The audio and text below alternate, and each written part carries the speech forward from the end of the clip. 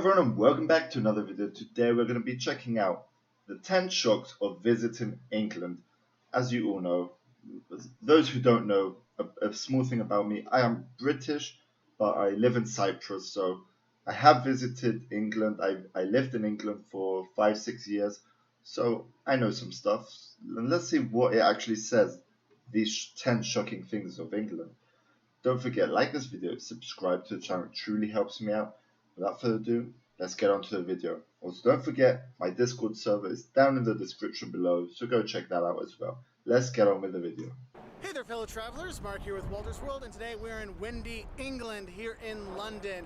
And today what we have for you are the 10 things that might shock a tourist when they do come here to England. And the first thing that shocks tourists is the English, they really mind their P's and Q's. I mean, they are very polite. You'll hear sorry, please, thank you. So many times you'll understand when people say, I hope my little boy grows up to be an English gentleman, because they do have manners here. No, not everybody has manners, but you'll be surprised how much the politeness really comes in, whether you're talking to the police, or you're talking to the people that work in tourism, or just normal everyday people. The pleases, the sorries, to bump into people. Oh, sorry, sir. Sorry, excuse me, sir.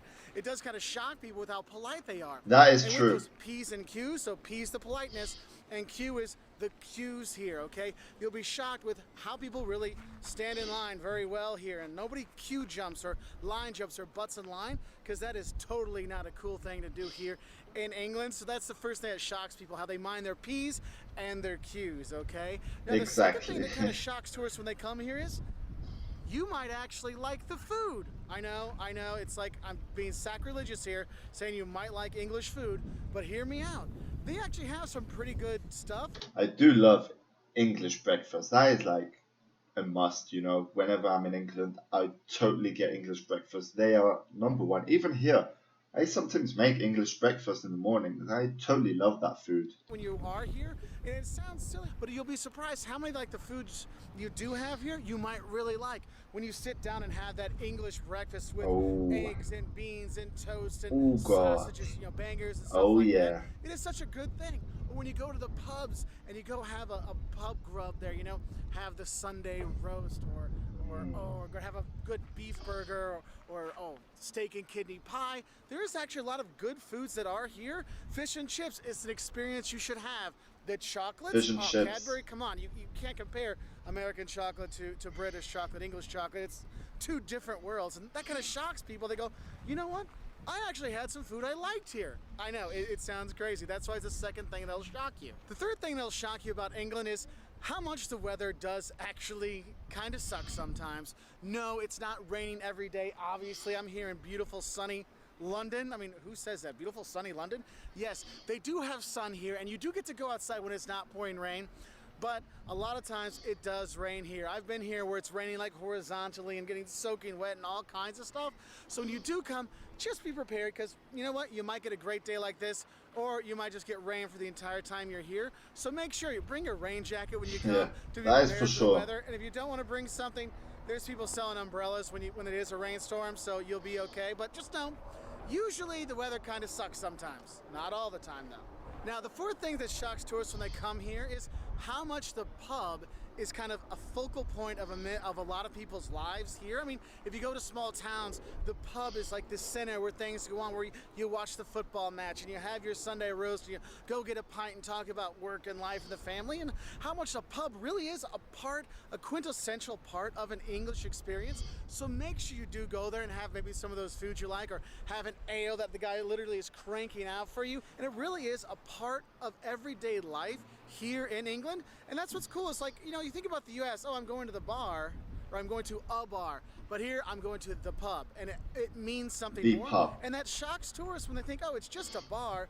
No, pub is so much more than that. So you can have your Sunday roast with the family, or a pint with your pals and things like that, and the pub crawls and all these things that can go with it. It is really cool, and it shocks people how important pubs really are to English culture.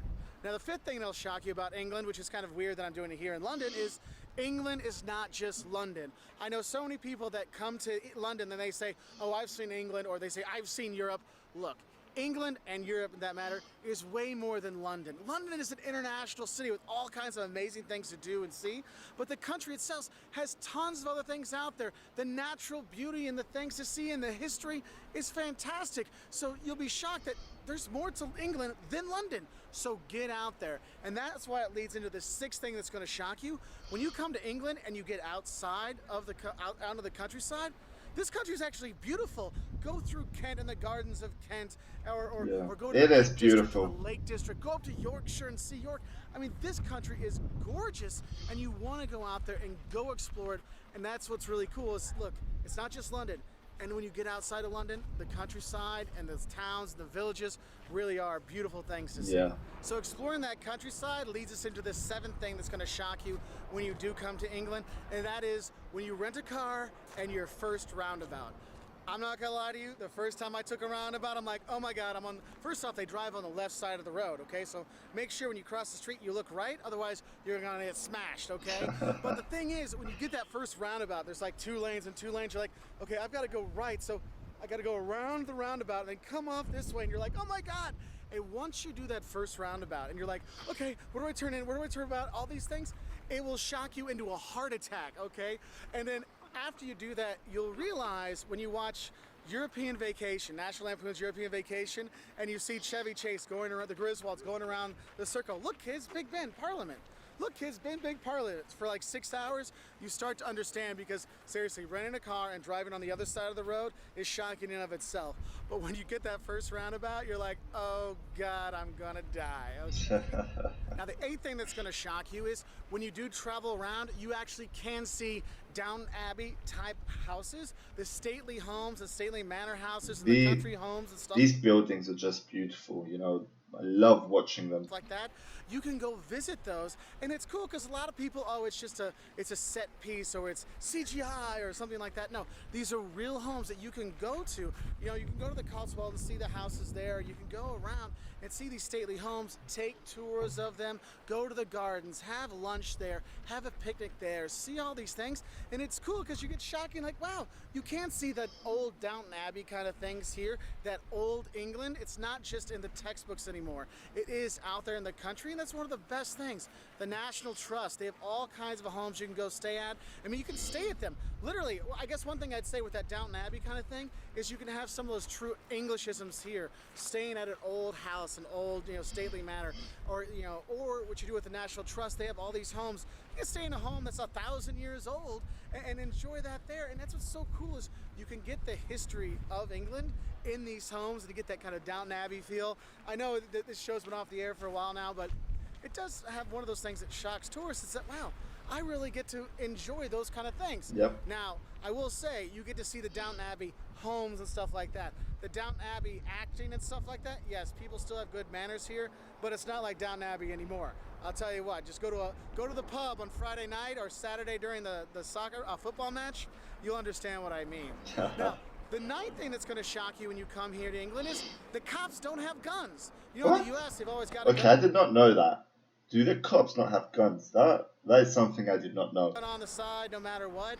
Here, most of the cops, the bobbies, they don't carry guns, okay? And the thing is, the cops here are super friendly as well. So it's kind of like they're there for security, but it's almost like they're also there for tourist help. I mean, it's pretty funny because I know there's been many times when I'm like, okay, which way do I need to go to Notting Hill, or I'm in York. Hey, how do I get to the church and stuff like that? Wow, okay. Where's the best place to go have tea and crumpets? And the police officers, male and female, they're like, oh, go down there 3 blocks to the left, you're gonna see this thing. And they're super great, but it does shock people when they see the cops, but they don't have any guns. Now, there are some cops with guns, yes, but it is kind of a shocking thing if you're coming from the US or South America and stuff like that, to be like, hey, it's a cop, and he's got a walkie-talkie. Huh, interesting. But it is cool, and they are super friendly, which is super nice. And the 10th thing that shocks tourists when they're here is when they realize that Britain and England are not the same thing. England is a part of Britain, okay? It's called the United Kingdom of Great Britain and Northern Ireland. So obviously Northern Ireland's separate, Great Britain, that's England and Scotland and Wales. And that's the thing is, if you meet a Scotsman or a Welshman and you say, oh, you're English, they're going to be insulted. Because no, England is a different country. But they'll be okay if you say they're British, because there are a lot of differences between going to England and going to Wales and going to Scotland, whether it's the accent or even a different language they may speak there, the food and things like that. I mean, the pub culture pretty much stays in all those places, but there really is a difference. And just remember, you'll be shocked that England is not Britain, okay? It's two different ideas. Anyway, those are just 10 things that might shock you if you're coming to England on tourism or travel or vacation or fun. What are some of the things that shocked you about coming to England? Please put it in the comment section below so we can have more shocks. And if you want to see more videos Wow, like this, that 10 was things. amazing.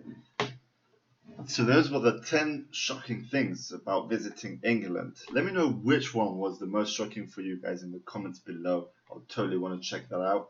I hope you all enjoyed it. If you haven't given this video a like, it will truly help me out. So go ahead, do that if you feel like it. And we'll be seeing you on the next video. Peace out.